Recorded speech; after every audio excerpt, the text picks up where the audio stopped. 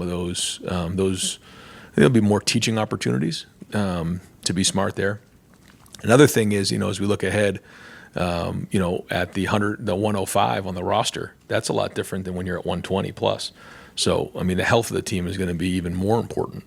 So we got to be smart with that. But yeah, we the first time we play a game this year with this team is going to be against Texas at home.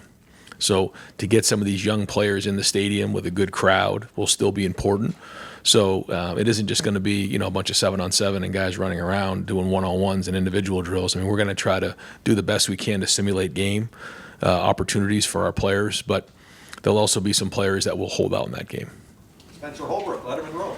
Ryan, when you were going through the process of hiring an offensive line coach, how did you land on Tyler Bowen and with his, lack of coaching the offensive line in the last few years, how did you kind of go through that process and land on him as a guy that you wanted? Well, I think the first thing was that, talk to Brian, and, Brian will be a first-time play caller for us, and wanted to make sure that we had somebody in the room, in the run game, that had coordinator experience, and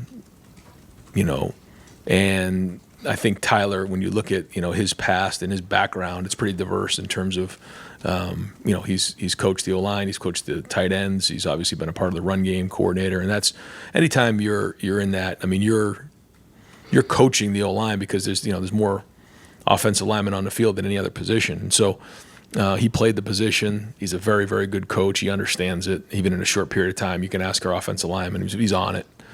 And then we have a really good support staff behind him that we hired that I think are excellent. And they've got a lot of energy. You can feel them when they come in the building, the coaches.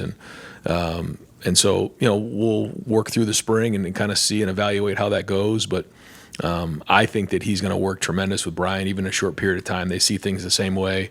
And I think that, for a first-time play caller, having that presence in there of somebody that sees it was important in the hire.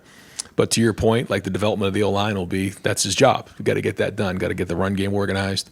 But, he's got some help there as well, some guys that I feel strong about. And, we'll, again, evaluate it coming out of the spring. But in a short period of time, I've been impressed so far with the approach and even some of the work that we've done. Dylan Davis, Delaware Gazette. You talk about these guys that have played a lot of football, so maybe they don't get as many reps. But when you have a lot of staff turnover, especially with Patricia coming in there, how do you balance giving those guys the rest they need with the long season, but also these guys can be on the field getting reps, hearing new voices and all this terminology and things like that? Yeah, I think that's where we're all. Usually you have, we've talked about this a lot in here, you have a benchmark. You go back and you check your notes from, 2 years ago, 3 years ago. How do you check your notes on this? We just got done with the season, 16 games. Now we're going into the spring. So we have to be smart on that. We have a plan of making sure that those guys, are able to rest as well. But when you look at some of the younger guys who were on the scout team, they are in a much, much different situation than Sonny Styles, than IGB, than Carson Hinsman. You can start going through the list. So we have to, I think, initially treat them differently, but quickly we have to get them, all on the same page, that we're all on the same page. And so as spring goes on, we'll do that. But early on, we'll be really smart, especially coming off a spring break. Over to the right, Kellyanne Stitz, WSYX. Ryan, you mentioned the spring showcase looking a little bit different this year, and you guys are still hashing out those details. But are you able to share what that might look like? Not yet. Yeah, there will certainly be opportunities to scrimmage, and it'll look like a game. But because of some of the guys that we mentioned, we still want them out there doing some things. So that will probably be in some drill work and some 7-on-7 work, and be good to get everybody out there so that the fans can see them. But the most important thing is getting the young guys game reps with hopefully a good crowd out there, so that, because we know the next time again will be against Texas. So we're also going to have to take a hard look at the health of our team as we get into the end of April. So we have to be able to adjust and be flexible with it. But again, that's the goal, was to get these guys as many reps as we can in the stadium. Noah Weiskopf, the Lantern. Ryan, now that you had that week after the national championship to sort of reflect and sit back, what do you think the biggest thing is that you learned about yourself during that entire playoff run? Just to trust the process, and just keep pushing, and sometimes, and we all know this, it's easy to say, it's a little bit different to do, is you just, again, trust the process and make the adjustments and keep pushing forward. We always say, ignore the noise, whether it's good or bad, because criticism and praise are all the same. You just have to, focus on what you're focused on, and all the work and decisions that are made during the beginning of the season. We have to adjust and tweak them, but at the same time, we also have to believe in what we believe in our philosophy. And I think it's also, making sure that you're recruiting the right people. That when you do have a tough moment, everyone's able to stick together and not go in different directions and fray. I think those are all learning lessons. Dave Biddle, 24/7. Ryan, as you enter spring ball, is there a position group or groups that you're concerned about depth-wise? And might you guys add more from the portal? I know you've already done a good job in the portal, but One of the things for us that was tricky was, the portal was open before our season, and open and closed before our season was over. And that's something that we got to take a hard look at with rules. And people will say, well, you guys just won the national championship. What are you complaining about? Well, it matters for this year's team. And so that was a major challenge for us. As you can imagine, if you are trying to add somebody in the portal, but you're still trying to finish your season out, how that can affect your current roster. So, and then the second part of that is we get done with the season, and Notre Dame and Ohio State are the only two teams with guys in the portal for that 5-day window, and everybody else is closed, and it's open season on our players for 5 days. Like, we got to take a hard look at this to figure out what's right, and whether there's just one window in the spring portal once all that is flushed out. To me, it's either that or you move back the games. But again, we can talk about that at another date. So, we will obviously look in the portal based on how things come out of the spring. We'll look at that because we have to fill out our roster too. There's some positions that we're not at capacity right now. So depth. Let's see. On defense, I would say right now D-line is probably of the biggest concern, just in terms of replacing those 4 guys, and then also losing Hero. So that's five guys right there that we have to replace. I think that we have some good guys and good options there, but that'll be a focus. On offense, O-line is always something that we need to take a look at and see how some of those new guys fit in and how it all comes together. And then losing Quinshawn and Trey at running back, James, and now we have CJ and some of the younger guys that, now they have to carry the water. So that's going to be, big, and obviously the quarterback would be the big, the big focus. So I think when you look at it on offense, it's really just, replacing Will, replacing Travion and Quinshawn, and then how the offensive line comes together. And then again on defense, it's, losing those 5 guys, and seeing who's going to step up in those areas. Yep. No, sir. Dan Hope, 11 Warriors. Follow up on Matt Patricia, obviously, you mentioned he's done a lot of different things schematically in his time. What makes you confident that what he did, in the NFL will translate to the collegiate level? I think a lot of things that are going on, there's a trickle up and a trickle down effect right now, and you're seeing a lot of that happening. You're seeing a lot of guys transition, I think now more than in the past. You guys, probably focus on it a little bit more than me, but, of what's going on in the NFL and what's going on in college, you're seeing a lot of carryover there. And I think with the playoff system in place, you're seeing that. You're seeing the coach to player communication. You're seeing huddling more. The hash marks are different, and there's certain rules that are different, but there's a lot of similarities now. So I think it's going to carry over well. You see quarterbacks who run and who are mobile in the NFL nowadays. So there's a lot more simulators now than in the past. And, being in the league for just a couple years, the transition isn't as crazy as maybe it had been in the past. Jeremy Birmingham, the podcast. Ryan, with your offensive staff being pretty young, I mean, you're almost 10 years older than everybody on the staff except for Coach Lackland, I think.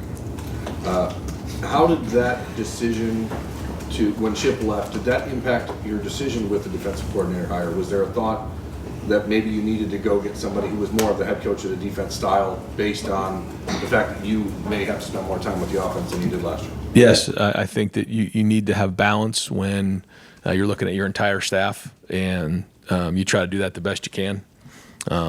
And I believe very strongly that Brian's going to do a great job as an offense coordinator. I think he's really grown in a lot of areas.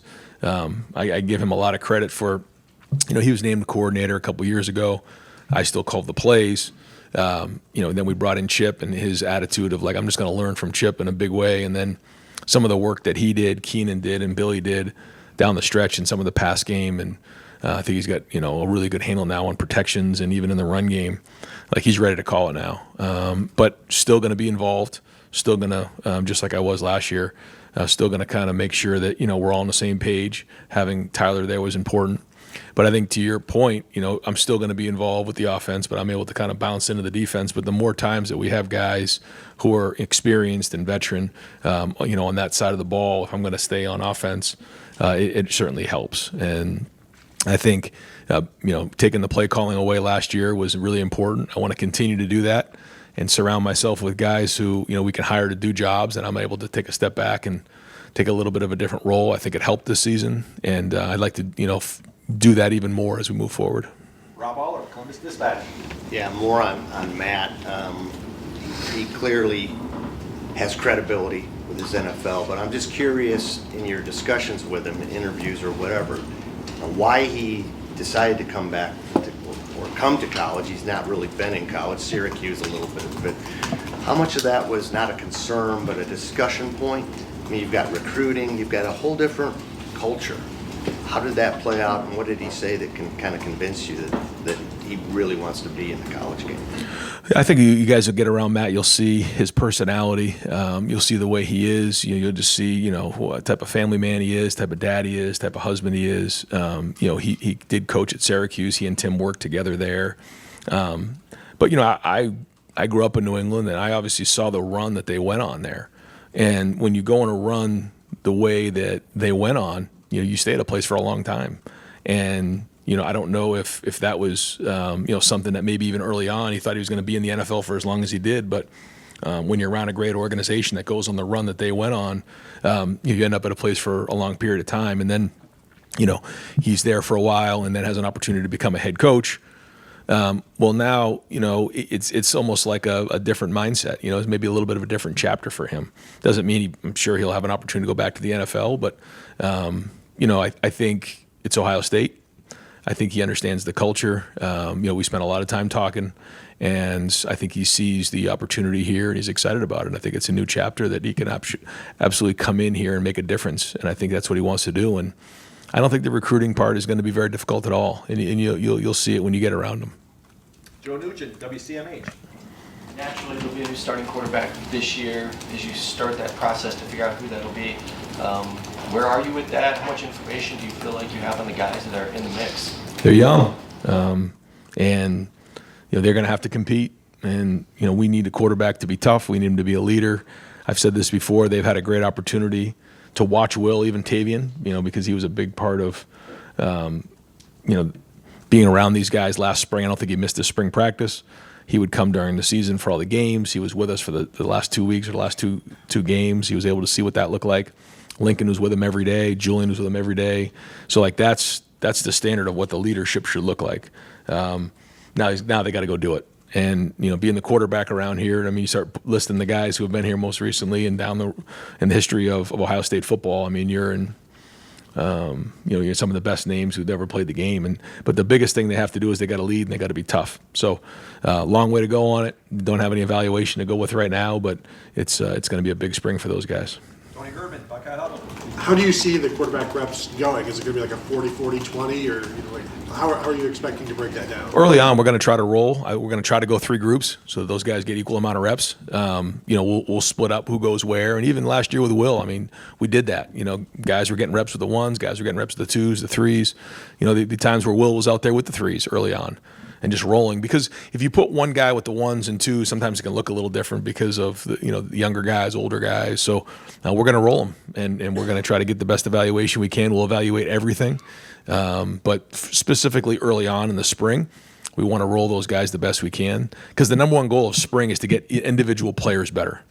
That's it. We can get scheme in and all that, but fundamentally, technically, we've got to get better as football players. And then once we get into the summer, we start putting the scheme together and we start coming with the chemistry of the team. Andrew Gillis, Cleveland.com. Brian, what are your expectations for Tyler Bowen as a recruiter, and in your hiring process, how big of that was those conversations? Big. And you guys can probably already see he's making an impact. He's getting guys here. He works hard at it. He makes connections. He builds relationships. He can evaluate at a high level. And I think he with with some of the guys that we have, on the offensive staff together. You're starting to see group recruiting there. And so, again, we're Ohio State. We should have the best players in the country, and he understands that. And, again, this is another guy, the more you get around him, you'll see his personality just jumps out at you, and the guys love being around him. So, we'll see how the spring goes, but he's off to a good start. Pat Murphy, 24/7 Sports.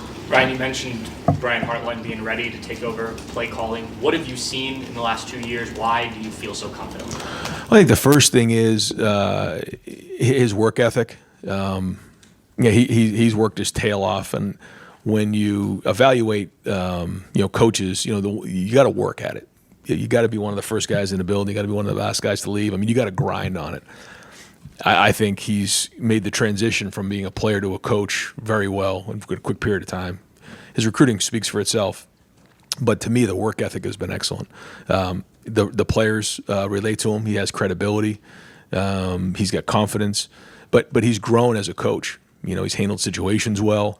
He understands. When we're on the headset, I think that's one of the things too that people don't realize. Like, yeah, the play caller is the play caller, but like in between series, man, we need to get to this. We need to get to this. It's third down. We're going to get to this.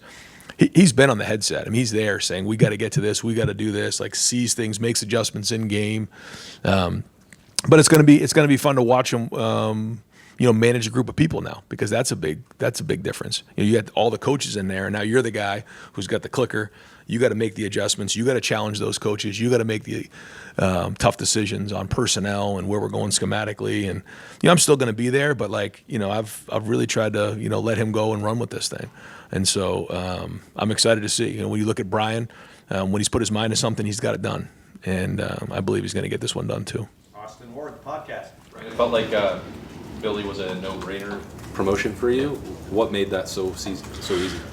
He really. I say this to a lot of the coaches. When you walk in the building, it's your job to bring value. And I think sometimes some coaches wait to do things. Billy jumped on it right away. He saw this as an opportunity, and he took it and ran. Because of the opportunity that these coaches have now to coach in the field, which they didn't have in the past, spend one-on-one time in meetings. He took that and ran. And with Chip being the offensive coordinator, he quickly, became the quarterback coach really last year. And the good thing for Billy is he was here before, so he knows how we want to coach things. He knows how we teach things. He understands the progressions. He sees it the way that we see it. So him walking in the building, that was he was a step ahead that way. He's very smart. He works really, really hard at it. He's got a really bright future in the game, and I think the guys in the room know him, and so it was easy. And for me, it was good because we see things the same way, and I believe that I can walk out of the room and what we want to get taught is going to get done. Now, there'll be another great evaluation this spring, but I saw it last year. I saw the work he did, and he's very, very talented. Joey Kaufman, Columbus Dispatch. Ryan, with the makeup of the offensive staff being as young as it is, there have been past years we've had somebody like Chib last year, Kevin Wilson. Just wondering what kind of impact you think having a much younger staff has on your I think it comes down to experience, and now when you start looking at where Brian's now been here for a while, and you look at Tyler's coached a lot of football, and Locke and even Keenan now is getting a little bit older. These guys now have more experience than they did in the past. And again, I'm still going to be there, but I think you ultimately evaluate it based on what you see. And these guys just won a national championship here, and a lot of coaches haven't done that, so they've seen it, they know it, and so I think that it comes down to your worth. It comes down to what you've done, and I got a chance to see it on a day-to-day basis, and I think these guys are excellent. Doug Maurice, Kings of the North. Ryan, in hiring Matt Patricia, he had a sexual assault indictment in his past that did not go to trial and was later dismissed. What was the discussion with Matt around that, and what kind of vetting process did Ohio State go through? Yeah, so as you know, when we make these decisions, we spend a lot of time, in the interviewing process and getting to know people, and we always take everything into consideration. And that situation in particular, asked a lot of questions, vetted it. Ross Bjork was part of those conversations, and and feel really good about the hire. And our program, as is got great values and standards of how we handle ourselves, which you get to see on a day-to-day basis, and that's not going to change. Bill Rabinowitz, Columbus Dispatch. Yeah, I know you are not going to name any kind of front runner for the quarterback job, but people have raved about the way Julian throws the ball. Seems to have all that ability. It seems to be kind of a low-key guy. How much do you want to see the fire in him? And that was one of Will's biggest qualities. Is that almost more the bigger challenge for him than the football stuff? I think all three of them, it's that way, for sure. Yeah, I mean, that being a leader and showing that toughness and showing that fire and showing that grit is, Will did a great job of that. So we're coming off the heels of that. So again, these guys got a chance to see that. But yeah, I agree with you. I think that's the biggest challenge, and Mick does a great job of really fostering that behavior. And forcing those guys in a leadership role, get them in front of the team and speak. You got to get going, and that takes reps. So the first few times it might be a little clunky, it may not be very good, but the more you do it, the more confidence you have, and the more you get to find your voice, and that'll be important for the quarterback, as you know here. We got time for 2 more questions. Bill Landis, Kings of the North. Right, when you have a coordinator like Matt who has a lot of success on the same side of the ball as the head coach, like with Bill Belichick, how do you evaluate that and try to discern that coordinator's impact as opposed to just like being in a very good situation and succeeding? Yeah, and with Doug's quite like the amount of time we spend vetting all those types of things to find out exactly what's going on and the history behind it all is you call the guys that he worked with, and I think that's a great question, and that was honestly one of my questions. What did it look like? And so, you ask guys who were actually in the building, Nate Ebner is one of them. You ask coaches that he coached with. I won't get into the names of the people you call, but you gotta make a lot of calls to find out, about people. And what you found out was, he was running the defense. Now, certainly coach had a big hand in that. And, but as time went on there, it was his show, and there was certainly a lot of collaboration there, but he's very, very intelligent, really knows defensive football, and the guys who played for him, really felt like they were getting better because of the way that he taught football fundamentally. And I think even our guys in the building now, and in a short period of time, it's making a lot of sense to how he teaches the game. So all those things were part of the evaluation and making the decision. Jeff Gilbert, Press Pros. Coach, a year ago, all the talk was national championship with everything you had in place. This year's different. Is that a discussion still? Is that too much pressure on this group? How do you handle expectations with this team? And as you often say, you're not allowed to lose here. Yeah. No, it doesn't change. Our expectations don't change. But I think whether it was last year, the year before, this year, none of that stuff's ever going to change. And so, we're going to go. But I do think coming off of last year, you get a chance to learn about your team. You get a chance to grow with your team. But yeah, I think it's 176 days or something until we play Texas. It's coming. It's right around the corner. 173, I think maybe. It's coming, and we got to be ready to go with this team and this group. And that's just the way it goes. And we want to continue to stack these years, and we got to be playing our best football at the end of the season. But yeah, that's not going to change. And I think last year with everybody coming back and some of the additions that we made, it sort of created a lot of attention nationally, and that was what it was. But ultimately, that shouldn't have affected how we went about our work. That's just stuff on the outside, and whatever they're going to say about this team shouldn't affect how we go to work each day and how we start our first game. Coach, thank you very much. All right, guys, thanks. Yep. And folks will migrate out onto the indoor.